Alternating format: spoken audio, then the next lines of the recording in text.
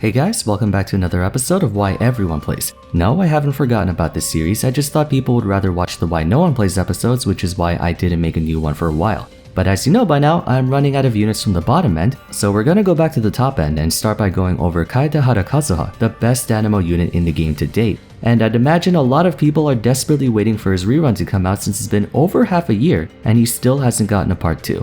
Now, something I noticed was that both Venti and Kazuha didn't get much attention on their maiden voyage. It was only until after their banners were taken off circulation that the player base realized what they were missing out on. That said, there is speculation that Kazuha's rerun will be happening around maybe springtime next to Ayato, so by the time you see this video, provided the links are true, he should be on his way soon.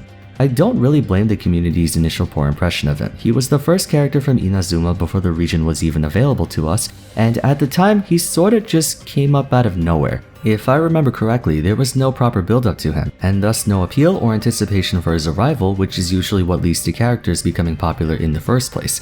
As an example, what made Shogun's banner explode in sales despite everyone complaining she was really weak at first? For one, she's the Anemo Archon and also helps that she's very attractive. 2. The trailer leading up to Inazuma. Version 2.0 first introduced Ayaka and Yoimiya. It wasn't until 2.1 when A was first available to pull. By that point in time, her role in the story, all the promotion material shown for her, and her status as the god of that region gave her a reputation far preceding her actual release. In contrast, Kazuha is somewhat of a nobody. Yes, there was a bit of promo material with his teaser and demo, but the main attention grabber of version 1.6 was the Midsummer Island adventure with Klee, Sheen, and Barbara, during which there was no mention of him.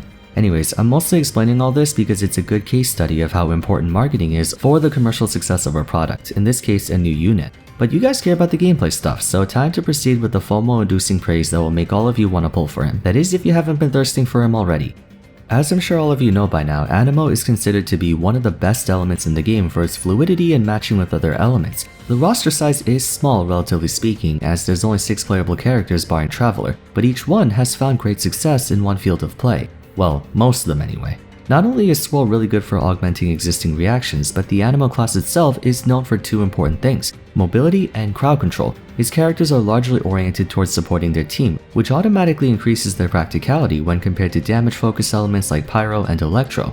So before Kazuha's release, Venti was the reigning king when it came to Anemo support. His Skyward Sonnet was a quick burst of damage and energy battery, while Wind's Grand Ode was notoriously powerful for locking enemies in place and dealing staggering amounts of persistent damage. Sucrose was more or less the only competition for him, and to her credit, she wasn't half bad, especially for her 4-star. Of course, now we all know her for her busted taser build. But while Venti was no short of exceptional, there were a few janks in his kit that mired his user experience. Skyward Sonnet's hold version did more damage, generated more energy, and also let him ride up the wind a considerable distance, but the casted animation time was horrendously long, thus making it impractical for any use other than making exploration a breeze, pun intended. There was also a problem with his ultimate in that it suspended enemies high up in the air, that rendered most melee attacks useless and restricted who could actually capitalize on the vortex. So if you have someone like Venti who, despite what I just said, is pretty much a must-have whether you're in the overworld, taking on domains, or running Spiral Abyss, and release a quote-unquote better version of him, that's Kazuha. In practice, both of them do have slightly different cases, but as far as their usage in combat, especially in Spiral Abyss, he's effectively a direct upgrade to the tone-deaf bard.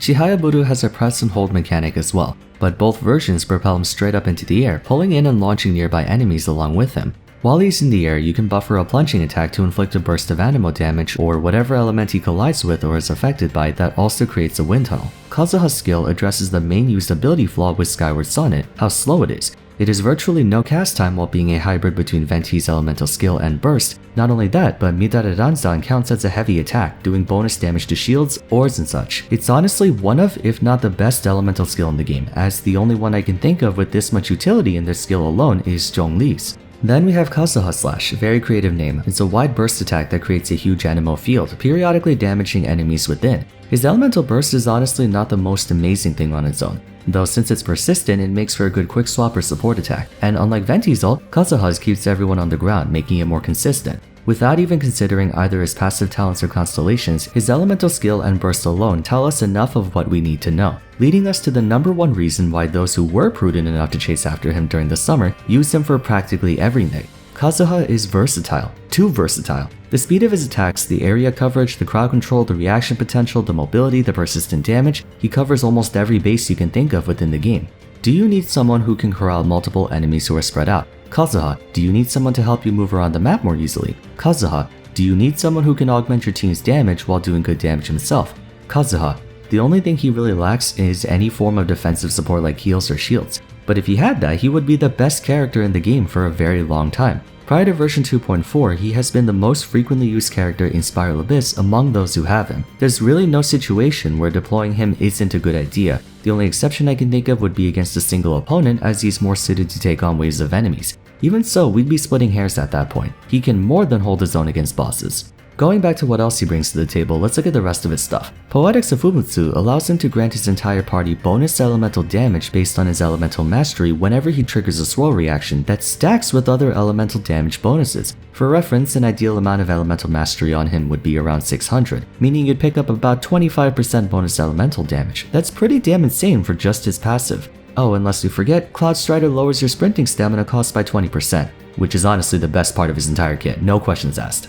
Now, if you watched any of my Why No One Plays episodes, you'll know the importance of Constellations when it comes to a character's longevity, even 5-star ones. Kazuha is already powerful at base, he doesn't need to get Constellations, but if you do, you get rewarded very handsomely. Scarlet Hills grants 10% cooldown reduction on his elemental skill. Not bad, but the real thing is that it completely resets the cooldown if you use his ultimate, allowing you to double cast Chihayaburu.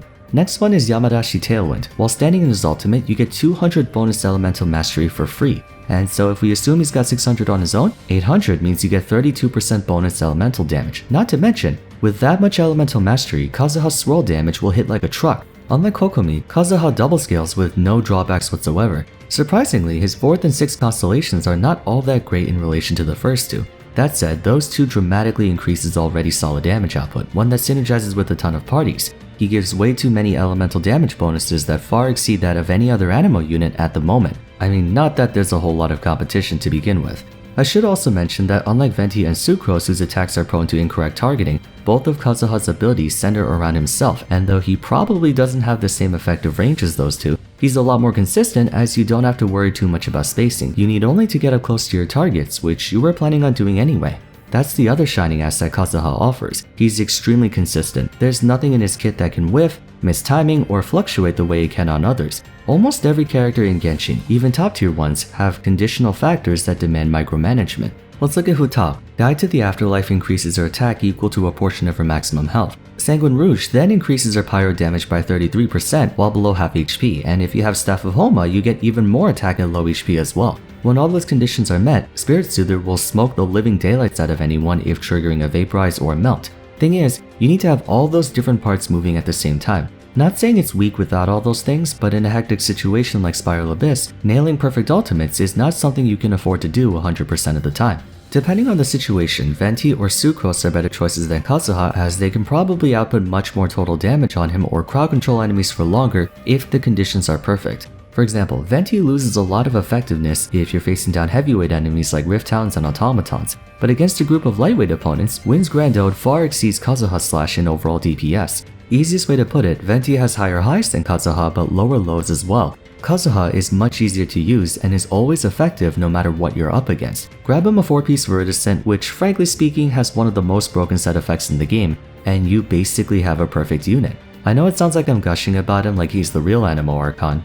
Well, you could debate that, but if you ask anyone who has a well-invested Kazuha, it's almost unfair how broken this guy gets when used well. But the thing about him is that he fits into any party like a glove. You can think of him almost like the glue that sticks everything together. The sheer number of different team compositions you can slot him into makes for a unit with almost infinite usability, and that to me is why he feels so good to use. It's not necessarily how he functions, but how well his attributes mingle with other characters. See, the one thing with Zhongli that I think a lot of players are beginning to realize is that he kind of brute forces his way into your party. As in, people use him so much because he makes the game so much easier for you only by virtue of what he brings. Synergy-wise, he doesn't actually do a whole lot. When I say synergy, I mean like using Xingqiu in conjunction with Ayaka to chain freeze everyone, or Venti and a Pyro unit to give Child the freest Vaporize burst in the world. None of Zhongli's abilities work well with other characters. It's not like you can take the Jade Pillar he makes and throw it at enemies. As for his Meteor, its only synergy stems from locking enemies in place. The reason he's so widely used is due to how he effectively trivializes the game's difficulty.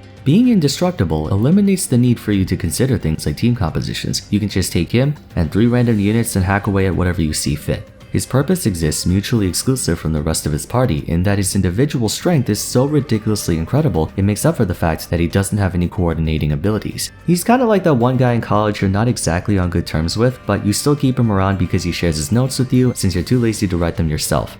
Oh, don't get me wrong, he's a wonderful individual and our beloved Geodaddy, but as far as gameplay goes, that's how I think a lot of us feel about him. In his defense, he still has the most commanding burst animation in the game.